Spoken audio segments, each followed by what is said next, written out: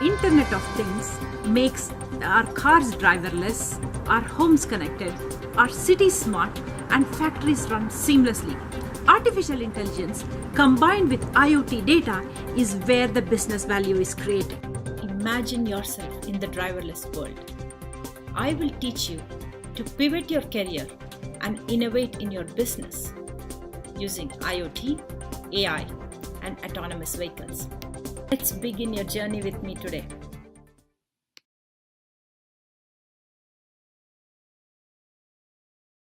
Hello, everybody.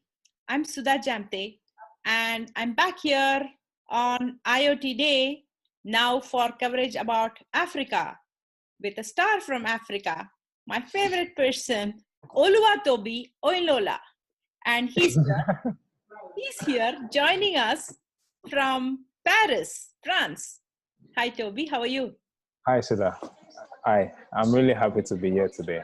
Oluwatobi is originally from Nigeria. He's a embedded systems engineer, and he builds IoTs left and right, and actual hardware that work and solve a problem for sustainability in Africa. And I believe he came from Lagos, but went to Rwanda to study a master's program in IoT, and then took this mini sabbatical because he was called out from Europe to come build this smart city. So how come you're in France? So there's this co-creation, TheCamp, whereby they pick 20 people all over the world that are doing different fantastic solutions. And they bring all of us together to work on different, more unique solutions that could solve a problem in France. And it's a program, fully organized by the French government, which enable us to think about smart city solution for Europe and general part of Europe. So we're starting with France. Here we are trying to think about another new method to build a smart city or building some IoT solution for food, for education. I'm really excited to be here. Meeting people from all over the world, like 15 different countries. And all of these people are from different backgrounds. Some are filmmakers, some are just artists, some are makers like real makers, some are programmers, some are data scientists. Me, I'm an engineer, so we've got people like a musicians, a dancer, so all of us in different skills. Yeah, people are amazing. So, and yeah, we are. Beautiful. So we'll be here for 6 months. Yeah. Because for building a real smart city solution, we just can't do it with the engineers or just the business people, right? We need UX designer, you need artists, yeah, that's the plan. First of all, congratulations to make it to this cut of 20 in the whole world. Yeah, thank you. And I look forward to, bringing you back on a show to maybe tell us what you've done, you and your team have built, right? Yes, I'll be willing to share the experience. According to your advice, I'm thinking of writing an article about different day and different things we learn each day. And I'll be willing to share that information with everybody, so that they can also grab some information about my experience here. Yeah. So you'll do that on Medium, right? Yes, Medium.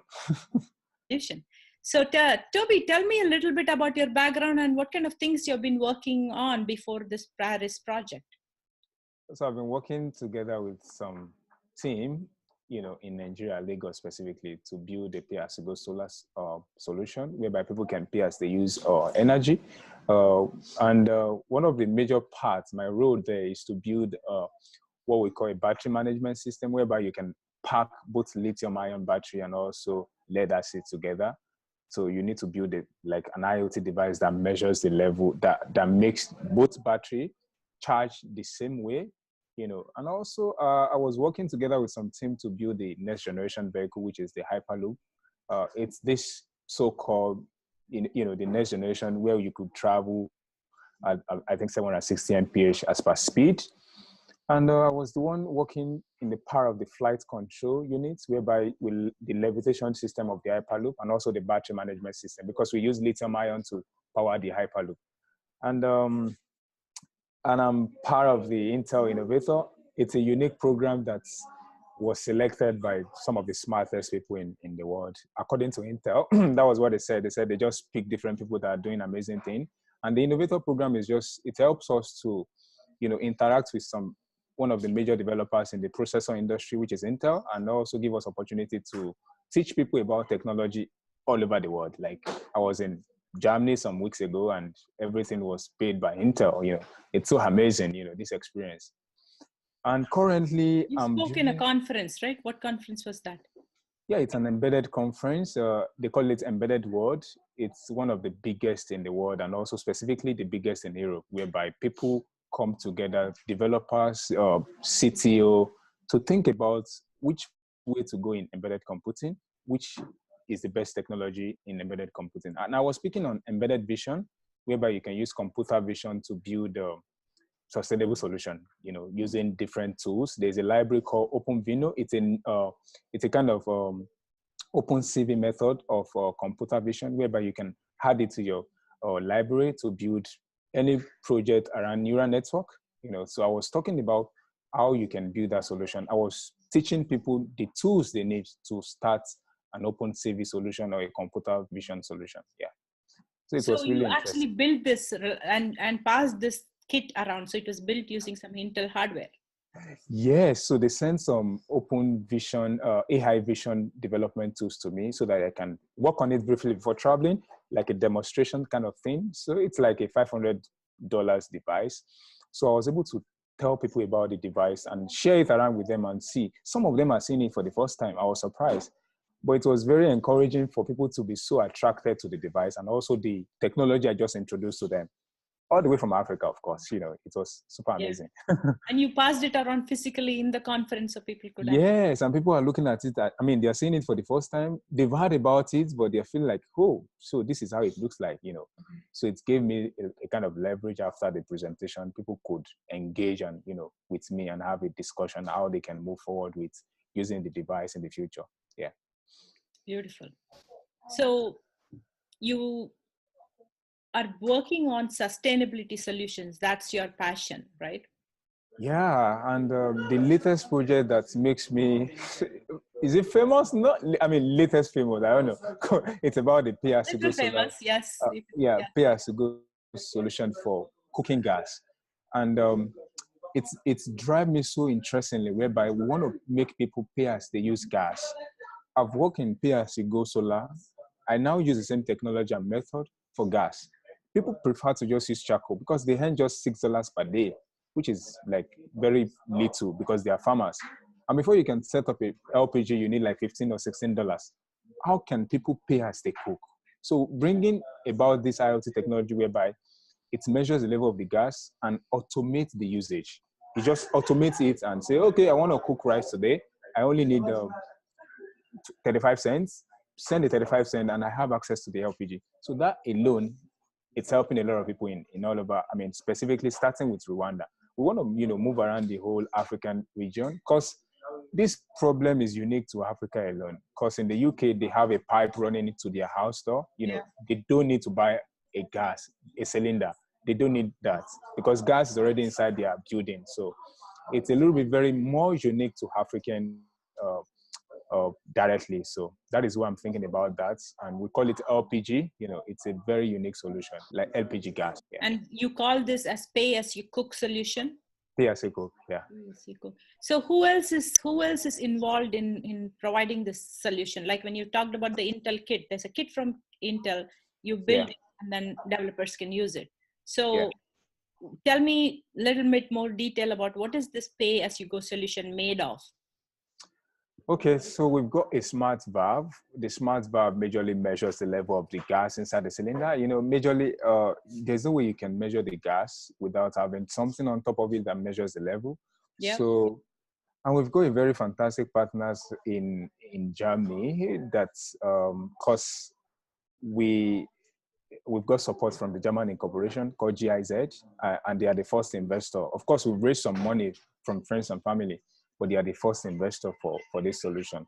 And we've been able to meet the Minister for Infrastructure in Rwanda, and they gave us like 100% backing from the government side. So it's a very unique opportunity for us to penetrate to a 13 million population. Like that is the population of Rwanda. So, and afterwards, go back to Nigeria to 200 million people. You know, that's the idea. go around like that and provide the solution to people in Africa. This is fantastic. So I'm happy you're talking to me here for IOTDay, especially this year. I'm trying to get coverage of different countries or different regions, and you are my African representative. I was talking to Rob Van Kranenberg, who runs the IoT Council. Yeah, of course. And we were talking about you. And we were amazed at how IoT in Africa is very unique. I mean, there is IoT implementations which are different in different countries. And there is mobility of money, like for in US, you in Silicon Valley, I sit in Silicon Valley, and there's a lot of venture capitalists funding startups. And in Slovenia, I was talking to somebody, and they said that big corporations fund startups that are part of the ecosystem. So there's different in different countries, but Africa has something very unique, that there's a grassroots energy from young people like you. What's with that? What's the secret sauce for that? I mean, I'm always happy to talk about the African story, because, you know, when some of us are growing up, we've got this stressful background whereby we always imagine ourselves that, no, by the time I'm fully grown after my university days, I want to do something differently. Like, I don't care about the government. Let me do this differently, solve a problem in the community. The government themselves will come and support us. That is a drive that I see in most of the African community. And they've showed that passion. I mean, I remember recently when I was trying to help some young developers in IoT, I just put it on Twitter, and people started saying, yes, I want to do IoT. I want to use it. And some people are sending mails to me that they want to use it to help. One was saying she want to use it to help her grandma. I was like, grandma, really? So I was so impressed to provide them support in that part. So there's this homegrown energy. So there's this homegrown, like the experience from the past. And the good part is about the community that people are developing, like the AI Saturday by TEJUMADE. So there is this energy that is homegrown because of the past experience that they went through, you know, trying to study for a particular course in the university. And there's this different community environment in Nigeria called AI Saturday for people that want to learn data science and machine learning. Yep. I mean, it's co-organized by TEJUMADE. It's one of my very closest friends in Nigeria. Yes, and I interviewed her this year for IoT show. She was there last IOTDay when we did a live stream. She's if you're looking for machine learning, data science, AI in Nigeria, people always talk about TEJUMADE. You know, she's really amazing. So, and people are willing to spend all their weekends trying to learn about data science. I mean, real practical experience by teaching them matrix from the mathematical background. So it's a very good opportunity for young developers in Africa. Yep. And there's this new one called For Loop, where developers in software parts that they want to go deep in JavaScript, you know, Python, different programming languages. And For Loop is now like, it's called For Loop, FORLOOP. Oh, like for loop, yeah. In programming. Yeah. So one of the main guy driving it is called Prosper Otemuiwa. You know, is a very popular developer in Africa. Repeat that one of the main guys part again. Yes, one of the main guy, you know, driving the community around that is called Prosper Otemuiwa. He's a popular developer in Nigeria. I mean, people know him for his skills. So those are groups of people that helps some developers to, you know, go through the routes of being a more recognized developers without stress, you know, because they use their past experience to tell them, you need to do this, don't do this, you know, and it's really helping the newer generation in developing space. But what about the entrepreneurship? I find that it's not like they are hungry to learn and say, hey, I can learn this programming, I can learn this machine learning or AI and go get a job, right? Or go do, you know, take care of my life. But there's this whole, you know, the energy to solve local problems. You are focused. I mean, you are now known worldwide and you're an expert and you can go anywhere, right? People pay you to come do things. You got selected with this prestigious group on a project driven by EU. But your heart is still in Nigeria. You want to go build sustainability solution for Africa. Yeah. So where is that entrepreneurship? And it's not just you. I'm seeing that energy in youth. It's almost in everyone. And one of the biggest reason is because people want to provide solution because they feel like I can't just work from 8 a.m. till 9 p.m. working for someone else, whereby I have this passion to build a solution myself and help other people, And once you're able to do that, the government is willing to provide all the 100% support for you. That is why the entrepreneurship is really growing very fast in Africa, specifically Nigeria. I mean, you see young guys, maybe 22 or 23, they already have a company on their own and they are really making a good earnings from the company they just set up. So it's an homegrown drive, and I love the passion, to be an entrepreneurship. You have your comfortable time to yourself. You think and you use the energy that you want to use for other companies. You use it for your company, and your company is very big, So it makes a lot of sense. Yeah. That's fantastic. So I'm going to wrap up with that. Do you have anything to say to close up? We need to keep doing what we are doing as an African. And you don't know what you're doing, and people will just be reading your story online and be like, this guy is really passionate with this. And before you know it, your name is all over the place. It's talking about your fantastic solution. And thank you, Sudha, for making Africa one of your priorities, because it's always a very great privilege to be here. Thank you so much, Sudha. Thank you. It is in my radar to go visit Africa. We must see this year. Like, I don't know how we're going to do it. Okay. I'm heading towards Latin America this year. I'm going to go to Chile, where I'm speaking at the IoT Innovotech conference. Okay. Maybe I have plans to go to Brazil too. So I don't know. Fingers crossed. Thank you so much, Sudha. I appreciate it. Thanks.